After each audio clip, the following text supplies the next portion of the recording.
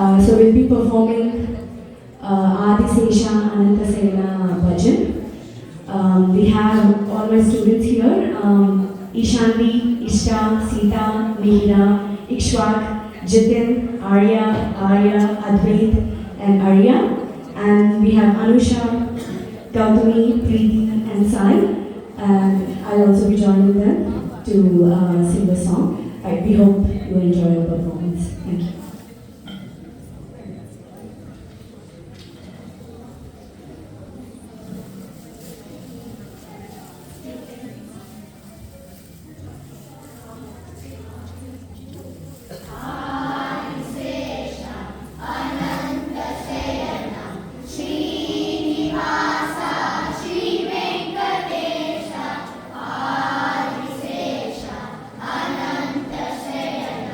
Shri